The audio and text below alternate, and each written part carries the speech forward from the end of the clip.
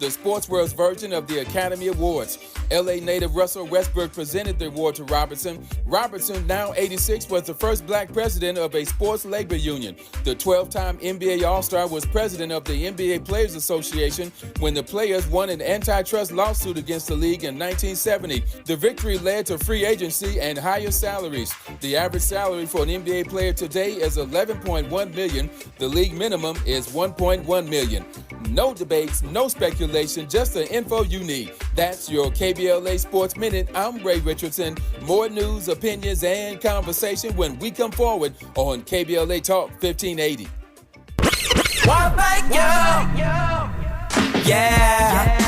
At KBLA Talk 1580, we're proud to be celebrating 4 years on the air, but we know we could not have made it this far without you. We work hard every single day to curate conversations that will enlighten, encourage, and empower you. So, from all of us at KBLA Talk 1580, a big thank you for your love and support. You don't know how much you mean to me. And by the way, if your smartphone did not update automatically, be sure to download our brand new KBLA 1580 app. We think you'll love all the new features, including new ways to send us photos and video in real time, whenever news breaks, while we're on the air. It's a new dawn, a new day for KBLA Talk 1580, and we're glad you're on this journey with us. You never turned away, you were right there. Thank you, thank you. 1, 2, 3, go! Ha, ha.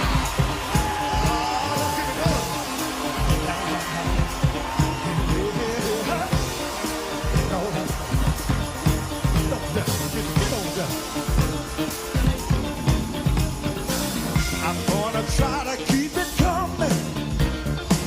Things ain't always smooth, but I'll be alright as long as I can find the groove. Yes, I will. Yeah.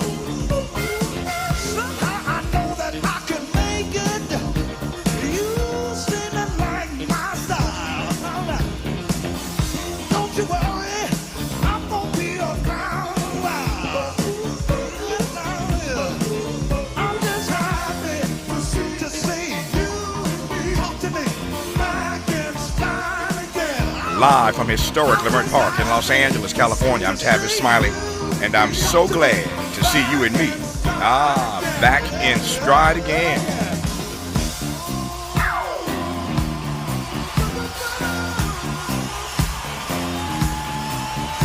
Before we get started with today's show, let me invite you to follow me on Facebook and Instagram at The Real Tavis Smiley, and get updates on X, that's formerly Twitter, at Tavis Smiley. By the way, should you miss any part of today's program or want to catch up on previous shows, you can always visit thetavisSmileyShow.com. That's thetavisSmileyShow.com, or wherever you get your podcast, and listen to the Tavis Smiley podcast version of this live program at your leisure.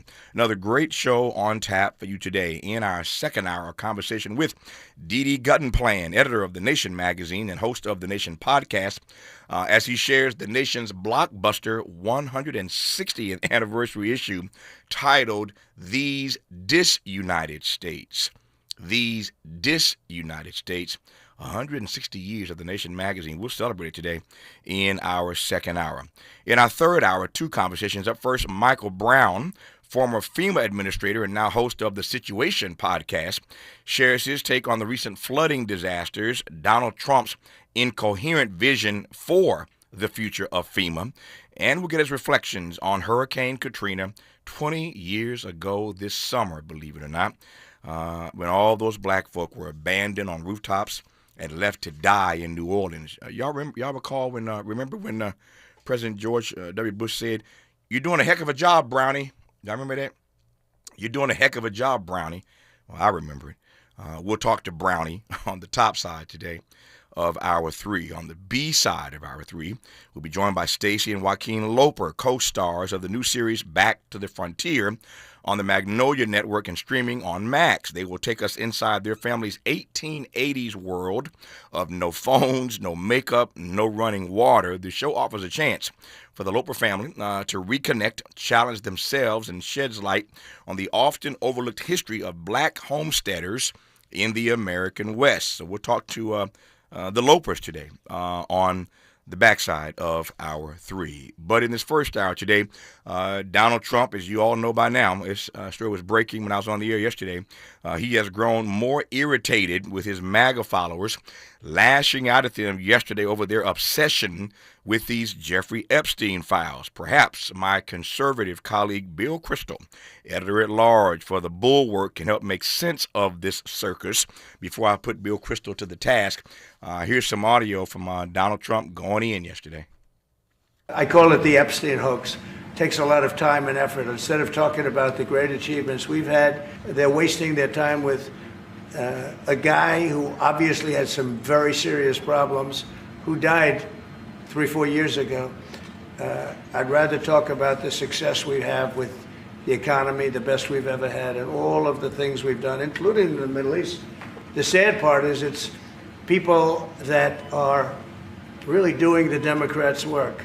They're stupid people. High-ranking officials, whether it's been your FBI director or Pam Bondi, they have made some inconsistent statements in the past. You've had. Well, I don't know. I can't speak about him, but I can say that Pam Bondi, I really think that she's done very good. She says, I gave you all the credible information. And if she finds any more credible information, she'll give that too.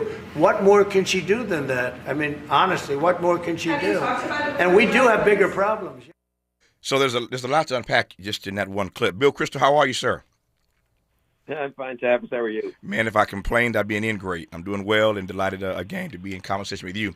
I want to ask a couple of broad questions about what and why this Epstein thing is so on fire right now. But let me just start with that first question that comes to mind. Donald Trump said in that clip, as you heard, that his MAGA followers are doing the Democrats' work. Is that accurate? No, I mean, I think they're holding him to his promises and to the promises that animated, not all of them, but a lot of them. The conspiracy stuff is so central to MAGA world for 10 years now. The QAnon is one of the key parts of it, and people like us, I think, I don't want to speak for you, people like me, just thought it was crazy and terrible, actually, to promote these conspiracies, and people would go down these rabbit holes. But Trump did his part, and Epstein was an important part of the QAnon conspiracy, that there was a cabal of satanic pedophiles atop our government and our society and so forth. Epstein was a horrible case, and I think there was a cover-up there. Anyway, so Trump promotes it for all this time. His people promote it crazily, Patel and Bongino, but also Pam Bondi and all the others. And Bondi as recently as February, when she was Attorney General of the United States. So this isn't just people being irresponsible, when they're out of office on talk radio like you and me now, or on podcasts. This is the Attorney General of the United States saying, "Oh no, it's on my desk. The President Trump's asked me to look into it. Very serious. Here's the first binders." And then they reverse themselves. She doesn't put out any information. She just says, "Nothing to see here." So what's the takeaway from that? If you're a MAGA person who sincerely perhaps believed in it, either Trump is now part of the cover-up that everyone's been warning you about. It's even worse than you thought. Trump has got, you had faith in Trump. He's not willing to expose it. That's bad for Trump. Or that he was, or there never was a conspiracy. It was a hoax. I think Trump using that term, the Epstein hoax, is very foolish of him, honestly, because it sort of tells his supporters, there was a hoax, and I guess I kind of went along. Trump went along with it to kind of sucker you in, but you fell for it, and now you're an idiot as Trump attacks them. Right? He's chastising them for going along, as you say, playing into the Democrats' hands, as he said, playing into the Democrats' hands. And then you sort of start to wonder, if you're a MAGA person, well, I don't know if this was a hoax. Maybe that stuff about the election being stolen in 2020, maybe that was a hoax. Maybe some of the anti-vax medicine stuff, the RFK stuff, is a hoax. And I think it does really undermine him in a more fundamental way than a lot of my liberal friends who are not part of MAGA world and don't have much use for it think. You know what I mean? It was more central, the whole notion of these conspiracies was more central to Trump's support than some people realized, I think. And so either Trump has now been suckered, or Trump has played MAGA world. Yeah. There's a lot to talk about with Bill Kristol in this hour. Glad to have him for the hour. I can assure you that I want to probe this notion that Bill suggests now, that this whole drama is undermining Trump in ways that we could not have imagined just a few weeks ago. I want to Bill to tell me what that undermining is all about as he sees it. And this is pretty basic. MAGA world wants these files released because they believe there are the names of a lot of powerful and notable Democrats on this Epstein client list. That's why they want this list. They want to know if there are a bunch of Democrats on it, and they can make a lot of hay of that. One has to believe if there were a bunch of Democrats on the list and Trump could make hay with that, he'd release the list. Unless Donald Trump's name's on the list, or there's somebody else on there that would embarrass him if the list came out. And now they're denying that there actually was a list. So it's hard to know what this is about, but conspiracy theory is one way to look at it. But there are any number of other ways to sort of parse this, and we will, starting with this question of how, to Bill's mind, this undermines Trump in ways we've not seen heretofore. Going to be a great hour with Bill Kristol to start today's show. You're listening to Tavis Smiley. Hope, agency, dignity. This is Tavis Smiley. Can you dig it? Come on! Make a move into a home of your own. With City National Bank's Ladder Up Home Loan Grant, you could receive up to $20,000 that you never need to pay back. Use it toward your down payment, save on closing costs, or to buy down your mortgage rate. Find out more at cnb.com/ladderuphome. City National, here for every stage of the journey. Property must be in a qualifying market in California, New York, or New Jersey. Additional terms and conditions apply. Not all applicants will qualify. Terms are subject to change without notice. City National Bank is an equal housing lender. Member FDIC. NMLS number 536994. All I need is one mic. With the KBLA Talk 1580 guest editorial, I'm Martin Gordon, chair of the Pasadena Community Coalition. Recently, I listened to a Tavis Smiley show conversation with James Farr. At one point, James said something that caught me off guard. Not because it wasn't true, but because it is. Black Altadena is gone. I know it may seem stupid and non-productive, but I stopped in that moment listening to Tavis and James. I broke down and cried. In the back of my mind, I told myself we can bring it back like it was. But James Farr's reality check hit me like a ton of bricks. My community is being murdered. I said murdered, not by the Altadena Eaton Canyon fire, but by the people we elect to protect us, and by greedy and gatekeeping nonprofits who cannot see the forest for the trees. For the first time since the fire, I truly feel and understand my wife's inconsolable pain. Because I'm struggling to find a path to recovery and at least some form of normalcy. My community is crumbling right in front of my face. Lack of funding to rebuild is slowly destroying us. Many of us can no longer hold out, and developers are gobbling up our property. When I hear voices like Tavis Smiley and James Farr speak truth to power on KBLA Talk 1580, it reminds me that we're not crazy, just unheard. Make no mistake here, KBLA delegation, this is war, and we the people of Black Altadena are losing. It's like waiting for reparation. Not gonna happen, brother. In this new orange man world, no one, no entity is persuaded by right or wrong. There is no consequence for doing the wrong thing, and no accolades or support for doing the right thing. Will war-torn Black Altadena survive? Your guess is as good as mine. But what have I got to lose? I'm in my 70s and don't have time to wait. Dr. Martin Luther King Jr. once suggested that riots break out when people have no hope. But there's nothing left to burn down in Altadena. I wish I could say I remain hopeful that my beloved community will rise again like a phoenix from the ashes. I wish I could. With a KBLA Talk 1580 guest editorial, I'm Martin Gordon, chair of the Pasadena Community Coalition. Pasadena Community Coalition at gmail.com. Reach out to me. As always, we welcome your feedback.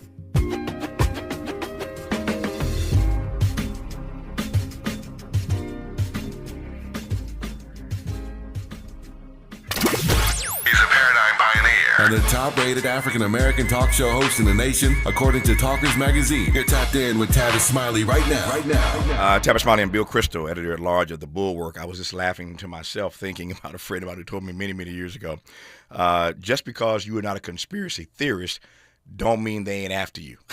I've never forgotten that. Yeah. You may not be a conspiracy theorist, but that don't mean they ain't after you. Just a little something that popped in my head that I laughed about moments ago to myself, and now I share it with you.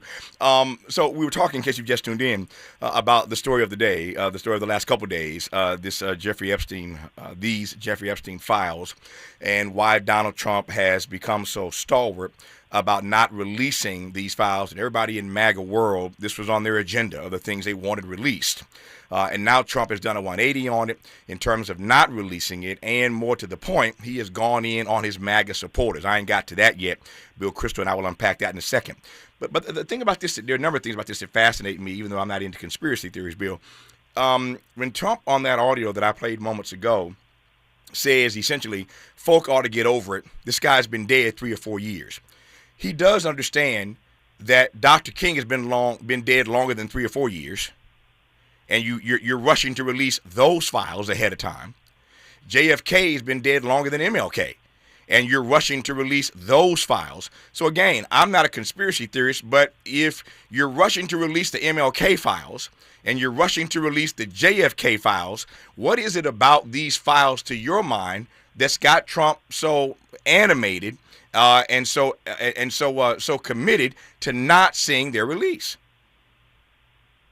Yeah, I mean, presumably there might be something in there that, mentions him in some way that might be semi-harmless, might be not so harmless. Who knows? And look, we should say I like your thing about conspiracy, even if it's a conspiracy theory, they might be after you. Yeah. The version of it I remember hearing was, even paranoids have real enemies, right? And I think it's the same idea. Yeah. And look, it's really relevant. MAGA conspiracy theories are crazy. A lot of them really are crazy, and some of the Epstein stuff they've said was crazy, I think. On the other hand, it was a disgrace, the slap on the wrist he got in 2008.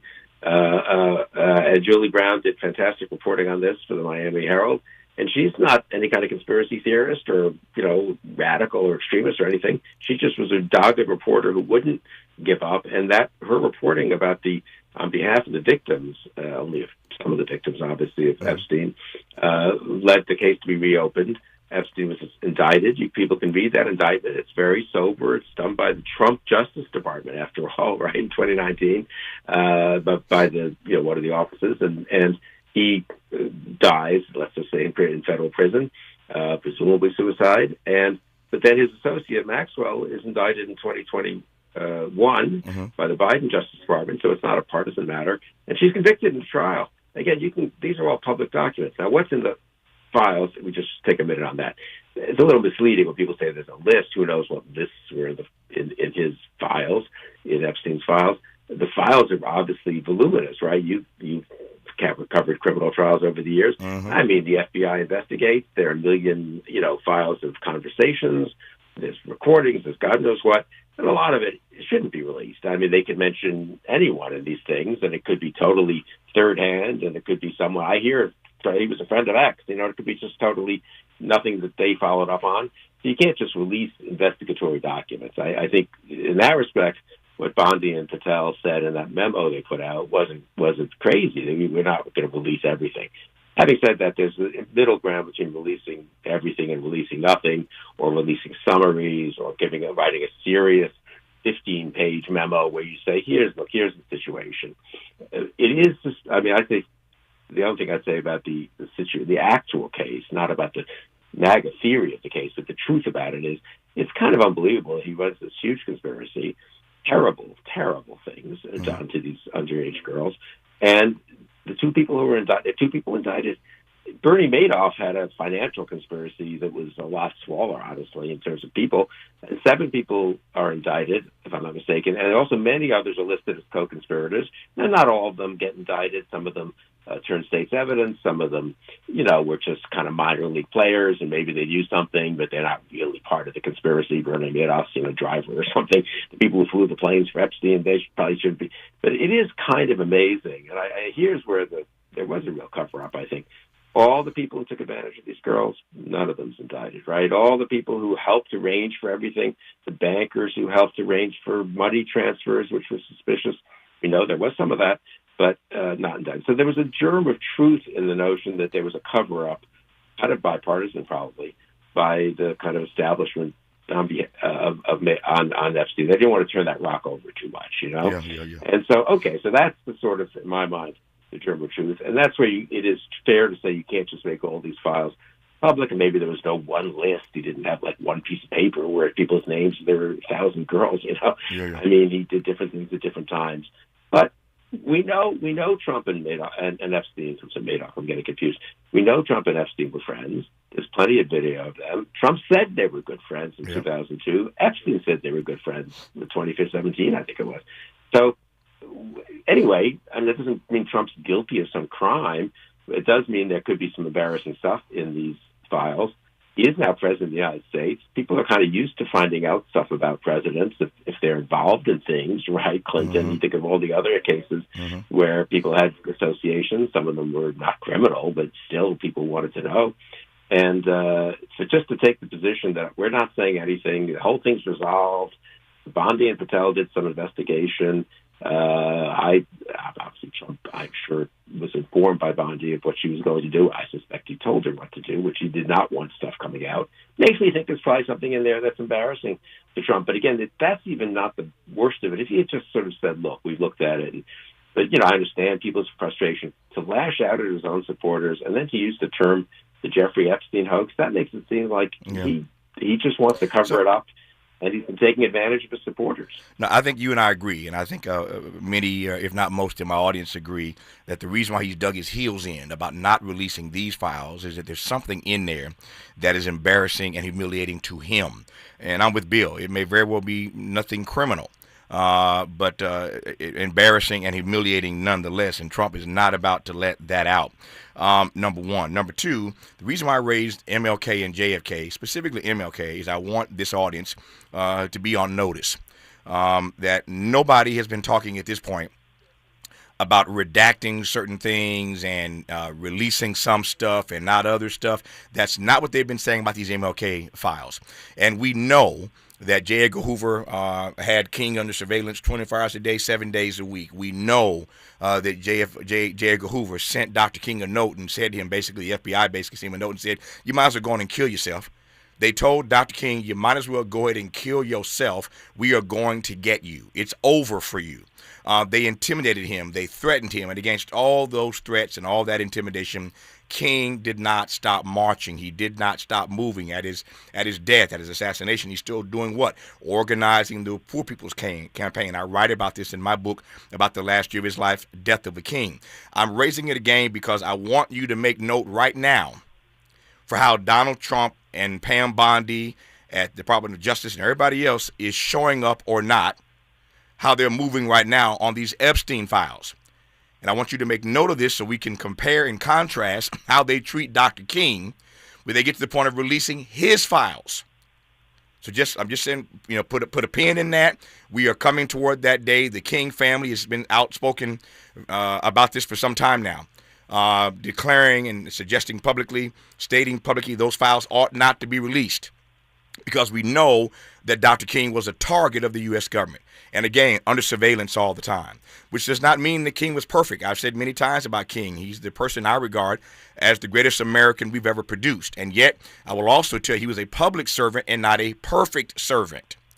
So I'm not suggesting that King was perfect. What I'm suggesting is my sense and my spidey sense, my gut tells me there's going to be a very different conversation about those MLK files than the one we're having right now about the Epstein files. And why is Trump so dogged about not releasing the Epstein files, I repeat, but is moving forward with releasing the MLK files and the JFK files? I'm done with it for now.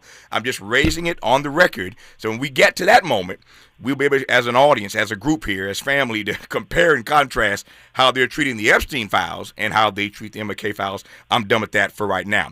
To the point you raised a moment ago, Bill, I want to come back to this, though, of what it means. So I'm past Jeffrey Epstein per se, but what does it mean that in this moment we see Donald Trump going in so viciously so ugly and so publicly on his own supporters and telling them on True Social, I don't need your support anymore. I don't want your support anymore. What is that part about when you turn on your supporters? I mean, it tells me he's really rattled, right? And I think and the supporters were rattled already because, again, of Trump's contemptuous way that he handled them back already a week ago when he made those comments on Tuesday, I guess, at that cabinet meeting, when he said, there's nothing to see here. This is old news. We don't care about this. And it's like, what do you mean we don't care about this? It would be as if you told this radio audience, well, forget, I wrote a book on Martin Luther King, Reverend King's last year, and I talked a lot about what the government might or might not have been doing, but forget about all that, you know? And, I mean, people were offended, and I don't really blame them. I don't think they should have been part of the MAGA conspiracy world in the first place, but there they were. And there were people who weren't really part of that world, but just sort of thought Trump wasn't treating a serious matter properly. And that's part of it, too. I mean, he both looks contemptuous of his supporters and contemptuous of people like, I don't know, the reporter Julie Brown from the Miami Herald and lots of the rest of us who thought, this guy is a real criminal. I mean, Epstein did horrible things. And you can't just say there's a Jeffrey Epstein hoax. Yep. You know what's one of the most interesting things to me about Trump's whole attitude on this? Does he ever express sympathy for the girls? Does he ever say this was a horrible thing that happened and the government probably didn't handle it well? He got away with it for much too long because he had powerful friends. And then he got a slap on the wrist and probably continued doing some of what he was doing. And people were, does Trump even say that this was, it'd be like talking about Reverend King and not expressing sorrow that he was assassinated, right? And Trump doesn't do that. And for me, that's very revealing. Trump puts himself in Epstein's shoes. Trump thinks of himself as, watching out, kind of not watching out for Epstein, but like that's the psychological situation he's in. No empathy for the victims. Yeah, well, it requires having a heart. It requires a level of humility. It requires, again, a way into being empathetic, and that's not the way of Donald Trump, at least as I see it. Let me ask you, I got about 90 seconds here now. We'll start this bill. We'll continue, of course, when we come forward here. But I said this on my program the other day. I say it again. It is beyond troubling to me, and there's no naivete here, but beyond troubling to me that this is the issue that has gotten the ire of his supporters, not people losing Medicaid, poor people and women and children, not the attacks on DE&I. Again, no naivete here. A long list of things I could run that I would like to think they'd be more concerned about, but this is the issue that's got their backs up. How do I read that? I mean, I'm with you. You're in L.A. I'm appalled that people are just kind of not unbelievably outraged about what's happening, the deportations and the detentions and the mass ICE agents and all that. But I also think so I'm appalled, and we actually talked about this at the Bulwark. Like, should we focus so much on Epstein? But as a true, just political, analytical matter, in terms of his own support and whether this could be do damage to him, it has become an important issue. So, but I agree with you. It's terrible what Epstein did, but what's happening in real time right now with ICE and with the assault on, so many assaults, right? The Justice Department, the whole thing, is people should be more outraged about that, no question. So what's fascinating for me also is that while we are focused and distracted at the moment by this Epstein matter, the Senate last night, after midnight, under the cover of darkness, passes more legislation that the House is going to pass. It's going to go to Donald Trump's desk to sign it, and they have succeeded at cutting foreign aid. While you were sleeping, the Senate was working to cut more foreign aid, and while you were sleeping, they were passing legislation to cut funds to public broadcasting to the tune of $9 billion for the Corporation for Public Broadcasting, which funds PBS and funds NPR. So for all the years of them promising to go after public media, they finally succeeded last night when the Senate trimmed $9 billion, that's a lot of money, in federal funds for public broadcasting. So NPR is in trouble. PBS is in trouble. They've been promising this for years. They finally got it done last night on the Senate side. We'll see what the House does. My point is that while his supporters are upset with him right now about Epstein, he's still got the Republicans in the Senate and in the House in lockstep advancing his agenda. How do we juxtapose those two things? More with Bill Kristol when we come forward on Tavis Smiley. What's your quarrel with the world? You're listening to Tavis Smiley.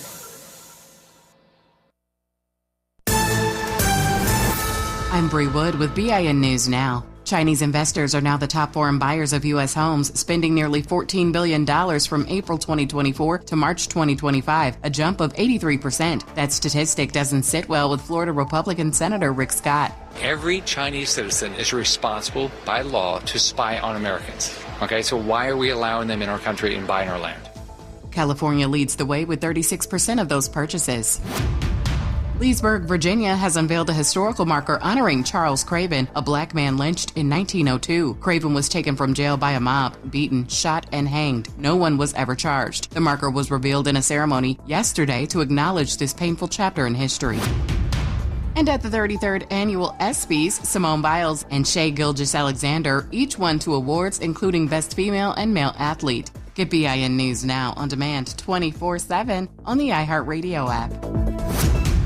Joe Buck and John Smoltz welcoming you back to the City Center Convenience Mart. Uh-oh. She's looking at the cigarettes, but she just grabs the gum off the counter. Stand Up to Cancer and Rally want you to reduce your risk for cancer. Go to takeahealthystand.org. Is this the time? This is the KBLA Sports Minute with Ray Richardson.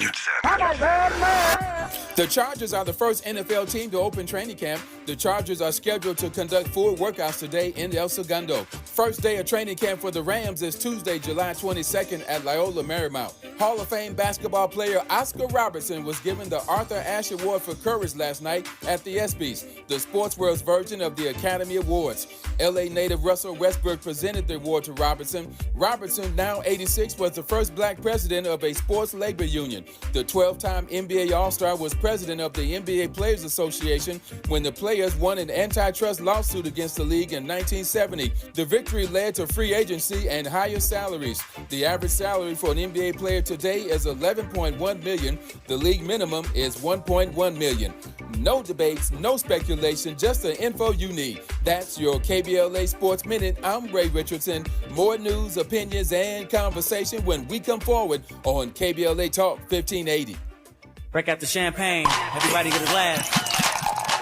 Tavis Smiley is now ranked number 16 nationally and the highest rated talk show hosted by an African American on the 2025 Talkers Heavy 100 list of the most important talk radio hosts in the nation. Last year, Tavis ranked number 33 and the year before, number 45. The Tavis Smiley Show has rapidly expanded its national syndication to now include nearly 50 radio stations across the country and counting. Congratulations, Tavis. Yay, yay!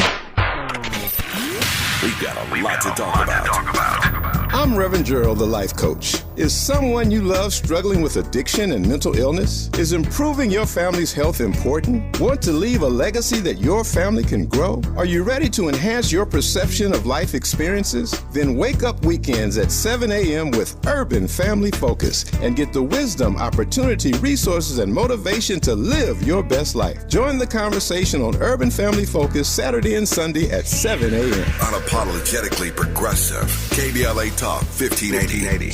We've got your black.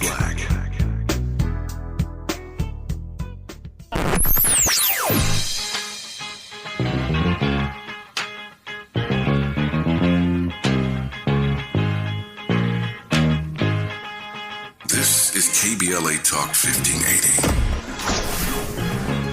Talk radio. That's music to your ears.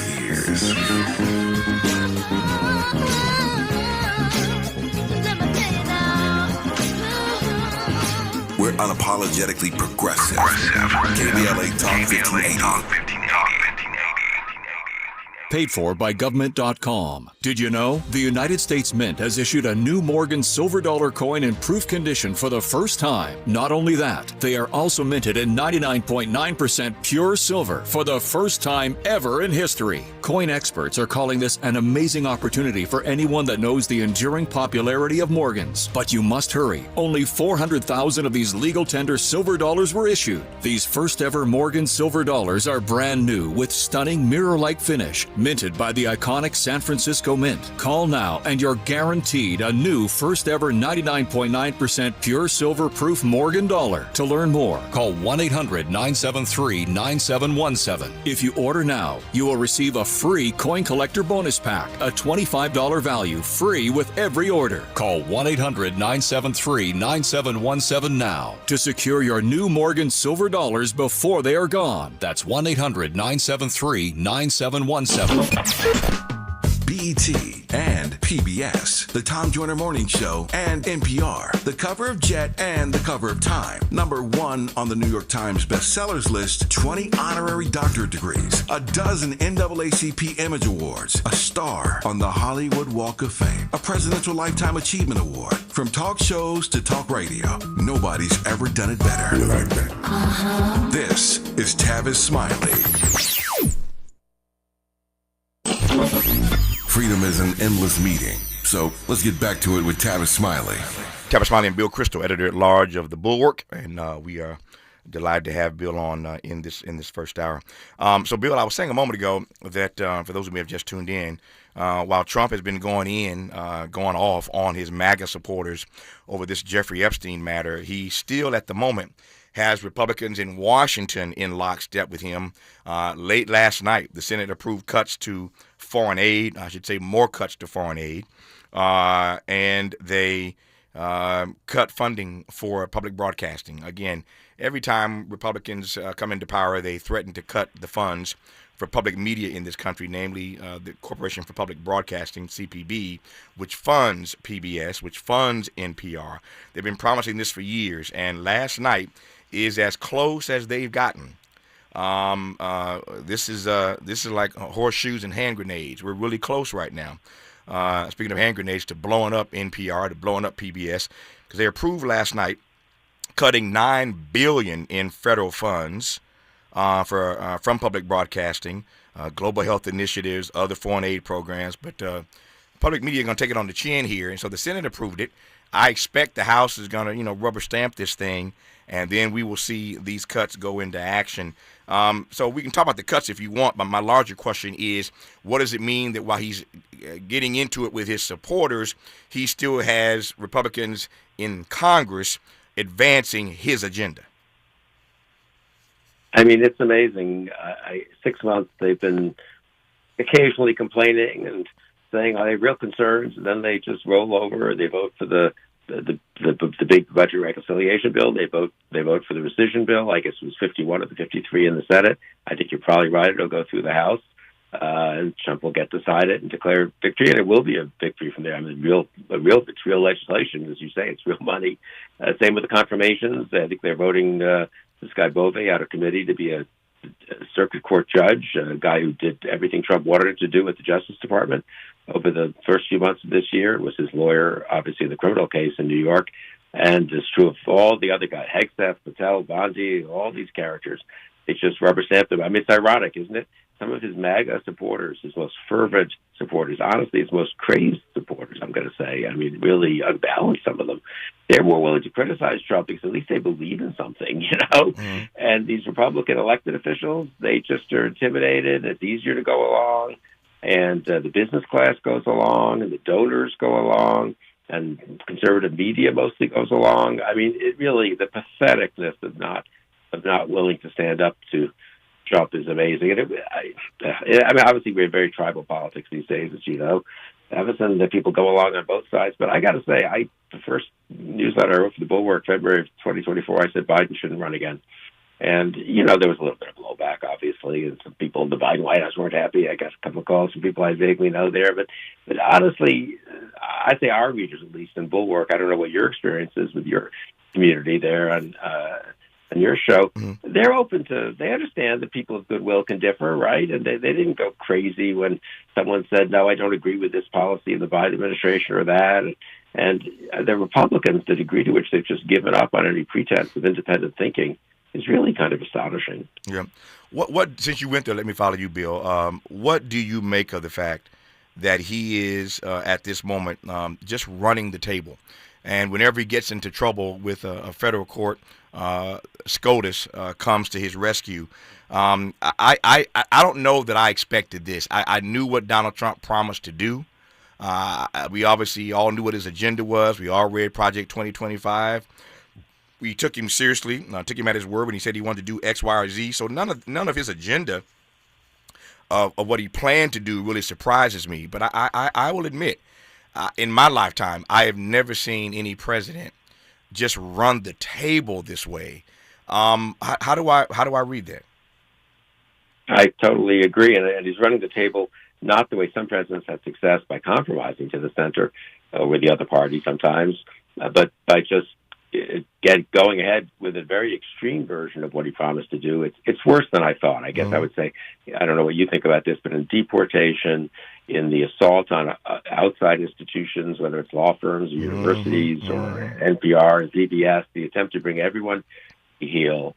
In the way the Justice Department, for example, is being run, but elsewhere as well, the confirmations of people like, if you had told us in December, let's say, after Trump had won, we wouldn't have been happy about it, but we're going to have Pete Hegseth as Secretary of Defense, or let's say in November before the nominations, we're going to have Patel as FBI Director, Pam Bondi, Tulsi Gabbard, the whole thing.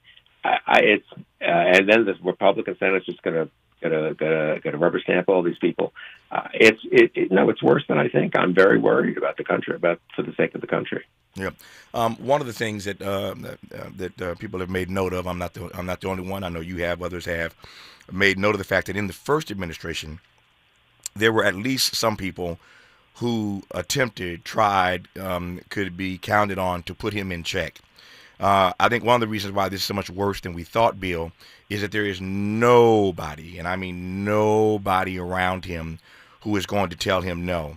He's running the table in part out of fear and intimidation. To your point, people are scared that he may primary them, but also because he has all these sycophants around him who do exactly what he wants done.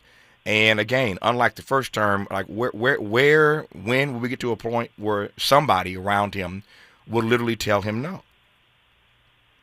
Well, but one reason I think you and I were so alarmed about a second term for Trump, not that we were friendly to a first term, but was that we could see that he had learned this lesson from the first term. Don't have people of independent standing. Don't have people who know the ropes. Don't have people who are, senior people who it's a little harder to just steamroll, whether it's General Mattis or General Kelly or business types or even legal types, even people I didn't like much, Bill Barr, Don McGahn. They were some places there were some red lines they wouldn't cross. And we saw that at the end, obviously, when he had to fire Esper from defense and Barr left the Justice Department. And he did learn the lesson. I guess I thought maybe he couldn't get away with not having anyone of any stature. Turns out he can. He's got, as you say, sycophants and people who are really not qualified for these jobs. And his only qualification is absolute loyalty to Trump. Remember that story from the first term with Comey, where he said, "Are you loyal to me?" And Comey gave the kind of, "Well, I'm loyal to the law, to the Constitution, and to the institution of the FBI. I'm also loyal to you, Mr. President." I think he gave some answer like that, trying to be a little, politic. That no one can get away with that in the second term. Yeah. Speaking of Comey, this news broke not too long ago. You just heard Bill Kristol remind us of the Trump-Comey situation. Well, it turns out that James Comey's daughter, if you follow the Puffy case, the Sean Puffy Combs case, you already know this. James Comey's daughter, Maureen Comey, was on the legal team that helped prosecute Sean Combs. For that matter, she was also on the legal team to help prosecute Jeffrey Epstein. So she's on the team that prosecuted Combs, Puffy, and Jeffrey Epstein, and a career federal prosecutor. She was abruptly fired by the Trump team this week. And she's out speaking publicly today, warning her colleagues about the chilling effect these firings have on our system of jurisprudence. I quote here, "If a career prosecutor can be fired without reason, fear may seep into the decisions of those who remain," she wrote in an email. "Do not let that happen," close quote. She called fear, I quote again, "the tool of a tyrant wielded to suppress independent thought," close quote. So the aforementioned James Comey's daughter, who helped prosecute Jeffrey Epstein and Puffy, was summarily dismissed without explanation by the Trump Department of Justice team. That trial was fascinating for a lot of reasons, not the least of which is because there were the progeny, if you will, of two very well-known lawyers in this country. James Comey's daughter was on the prosecution side, and Mark Garagos, one of Michael Jackson's lawyers and other celebrities. Mark Garagos' lawyer was his daughter was on the legal team representing Puffy Combs. So you got a Comey on one side and a Garagos on the other side. If you follow the case, you already know this. But since Bill mentioned James Comey, his daughter, who prosecuted Puffy and Epstein, was just summarily fired by Department of Justice, Trump's Department of Justice, for no apparent reason. They just told her to get out, and we ain't telling you why, but your career as a prosecutor, a federal prosecutor, is over. That's the way that Donald Trump is moving, as I said with Bill a moment ago. He just run the table, doing whatever he wants, however he wants, and apparently at the moment at least, getting away with it. More with Bill Kristol when we come forward on Tavis Smiley. Interrogating and unpacking. That's what we do around here. You're listening to Tavis Smiley.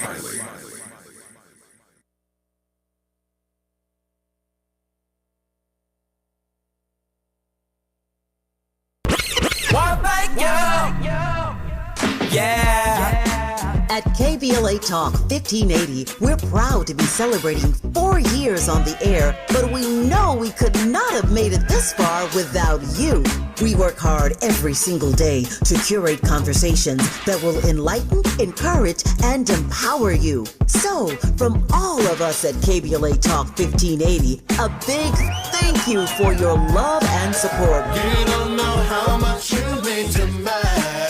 And by the way, if your smartphone did not update automatically, be sure to download our brand new KBLA 1580 app. We think you'll love all the new features, including new ways to send us photos and video in real time, whenever news breaks, while we're on the air. It's a new dawn, a new day for KBLA Talk 1580, and we're glad you're on this journey with us. You never turned away, you were right there. Thank you, thank you. We asked seniors how to prevent Medicare scams. My best advice, if you get a phone call, do not talk to the person. These people are well trained. Don't talk to them. They don't know me. They're just trying to scam me. Don't be fooled. Hang up. Just hang up. Never give out your Medicare number. They're going to get your number to put in a false claim. If I get a call from someone, I don't pick up the phone. And should I pick up the phone and they ask for information, then I hang up. How do you detect Medicare fraud? Just like I check my credit card statements, I check my Medicare statements monthly. Scammers can get a hold of your number, order medical devices through your account, and you're not even going to know about it if you don't look at your statement. Check your statement every month. If you get your statement and you see something that you know you did not have done, you report it. Call your Senior Medicare Patrol. To report Medicare fraud, call the Senior Medicare Patrol at 855-613-7080. Sometimes an identity threat is a ring of professional hackers. And sometimes it's an overworked accountant who forgot to encrypt their connection while sending bank details. I need a coffee. And you need LifeLock, because your info is in endless places. It only takes one mistake to expose you to identity theft. LifeLock monitors hundreds of millions of data points a second. If your identity is stolen, we'll fix it, guaranteed, or your money back. Save up to 40% your first year with promo code NEWS at LifeLock.com. Terms apply. Why'd I go to the doctor? One day at the firehouse, I was so lightheaded I could barely stand. Even my crew noticed. Getting checked out was the right call.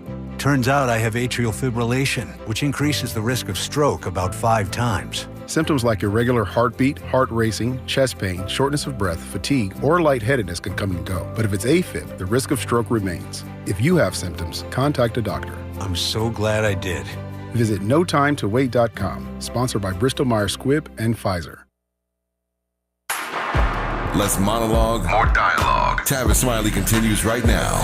Tavis Smiley and Bill Kristol, who is the editor-at-large at the Bulwark, and we've been talking for the better part of this hour about Donald Trump and his going in on his MAGA supporters, the Jeffrey Epstein files, and Trump just running the table. So Trump is one version of an American leader, putting that word leader in air quotes. It's radio, you can't see this. He's one version, but there is another version. There are other versions. I want to pivot very quickly here, because it was 5 years ago today that we lost the late, great John Lewis. You couldn't find people who were more disparate. Donald Trump and John Lewis. Take a listen to John Lewis years ago. Let us not forget that we are involved in a serious social revolution, where is a political party that will make it unnecessary to march on Washington? Where is the political party that will make it unnecessary to march in the streets of Birmingham? Those who have said be patient and wait, we must say that we cannot be patient. If we do not get meaningful legislation out of this Congress, we will march through the South, through the streets of Jackson, through the streets of Danville, through the streets of Cambridge, through the streets of Birmingham.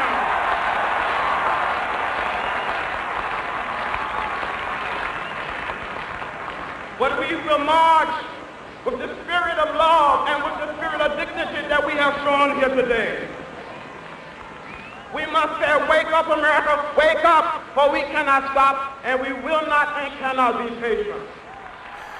Just a few weeks ago, there were these No Kings protests all across the country. You may have participated in one of those No Kings protests. Well, today, all across America, there are these good trouble protests. You know, that was John Lewis's phrase, get in some good trouble. Find yourself getting into some good trouble. So there are good trouble protests all across the nation today. When we come forward in our remaining moments with Bill Kristol, I want to just spend a few minutes, and that's all I'm going to have anyways, a few minutes, talking about the lack of moral leadership in our country today. Clearly, we can't look to Donald Trump for moral leadership, amoral to be sure, but not moral leadership. And I wonder what that does to the democracy long term. If we can't find our way into having leaders who are rooted in the kinds of morals that really can advance America as we know it. So we'll talk about moral leadership, or the lack thereof, in our remaining moments with Bill Kristol when we come forward on Tavis Smiley. For all the freedom-loving folk, this is Tavis Smiley. I feel like freedom.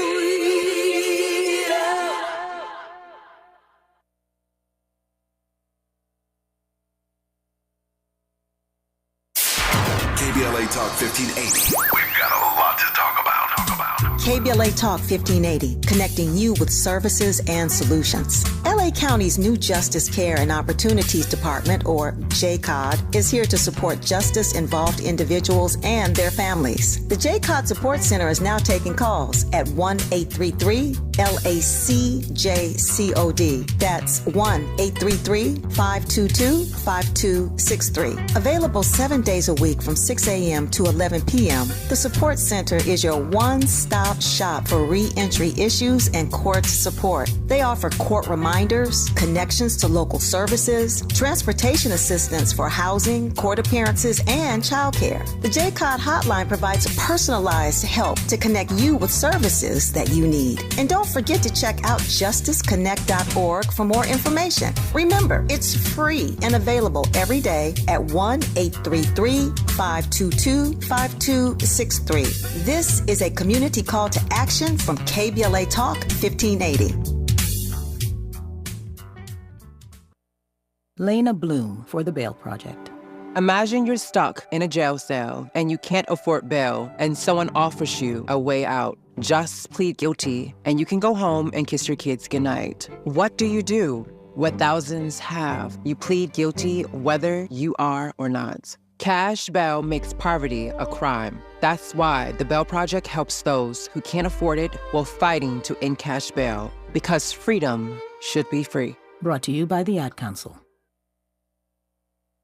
If you're like me, 60 and retired, making ends meet, especially here at the supermarket and drugstore, is tough. I'm so blessed to have found benefitscheckup.org. It's a free and confidential website from the National Council on Aging that connected me to $1,200 a year in programs that help pay for food, medicine, utilities, and more. Maybe it can help you. benefitscheckup.org. You know where you want to go in life, and City National Bank can help. City National knows the dedication it takes to build your vision for the future into a reality, and our team is here for you. We have a wide range of options to help, from personal savings accounts to interest-bearing money market savings accounts and more, all designed to help you get where you want to go. City National, here for every stage of the journey. Learn more at cnb.com. City National Bank is a subsidiary of Royal Bank of Canada. Member FDIC. Paul's new drone startup just lost its most genius computer scientist. We just lost our best genius to some new genius who's got a genius new idea. I'm going to have to find a new genius, or two half-geniuses, and fast. He needs a computer scientist that can keep his startup from falling down. I need Indeed. Indeed you do. When you sponsor a job on Indeed, it's easier for talented candidates to find it, which makes it easier for you to hire them. Visit Indeed.com/credit and get $75 towards your first sponsored job. Terms and conditions apply. More honesty than you can handle. More empowerment than you can imagine. You're tuned in to Tavis Smiley. Tavis Smiley and Bill Kristol, editor-at-large at the Bulwark. Two quick clarifications before I lose Bill Kristol here. Number one, I mentioned a couple times this $9 billion in cuts, $9 billion with a B, that the Senate approved in the middle of the night last night. Just to be clear, the Corporation for Public Broadcasting, CPB, which funds PBS and NPR, their percentage of those cuts is $1.1 billion. So the cuts total $9.4 billion. Don't want to mislead you. The cut for NPR and PBS, public media, is $1.1 billion. Still a whole lot of money. But of the 9.4, 1.1 is for in cuts is for the Corporation for Public Broadcasting. So when you cut $1 billion out of a budget for public media, they are in trouble. I digress on that point. Second thing I want to clarify, I played that clip of John Lewis and I started talking about these good trouble protests around the country today. I did not tell you that clip, you probably figured out, I got a bright audience, that was John Lewis as a kid, basically. He was the youngest speaker at the March on Washington, and that was a clip of John Lewis at the March on Washington, August 28, 1963. All right, I've got 2.5 minutes left. I will yield, as they say in D.C. I want to yield the balance of my time to the gentleman from the Bulwark, Bill Kristol. All yours, Bill, for the last 2.5 minutes here. What say you about the lack of moral leadership, speaking of the March on Washington, King and John Lewis, etc.? What is the ultimate lack of moral leadership going to mean for our democracy in the months and years to come? I mean, it's not good, and it's got to, hopefully it'll get fixed, and people will step up. Some are, and I think a lot of citizens are stepping up. I was at our local No Kings demonstration here in Northern Virginia.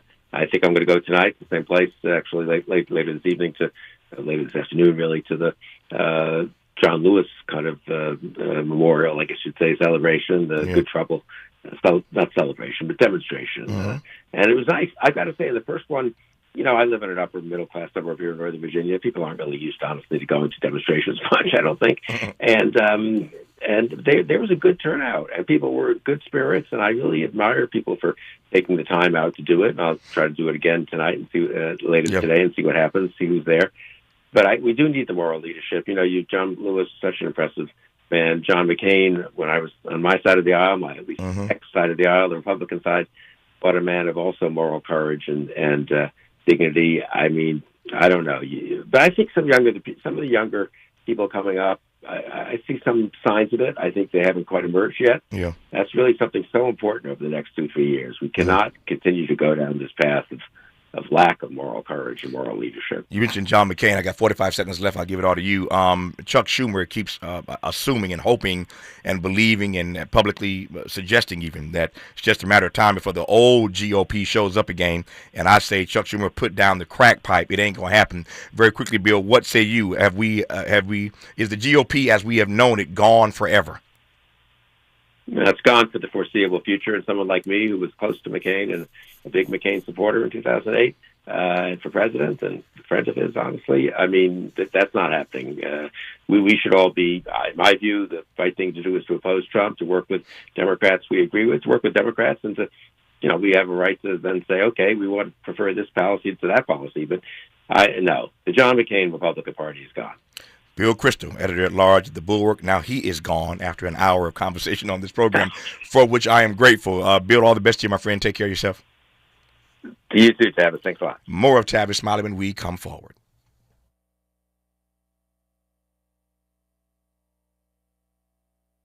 KBLA 1580 Santa Monica. I'm Bree Wood with BIN News Now. Chinese investors are now the top foreign buyers of U.S. homes, spending nearly $14 billion from April 2024 to March 2025, a jump of 83%. That statistic doesn't sit well with Florida Republican Senator Rick Scott.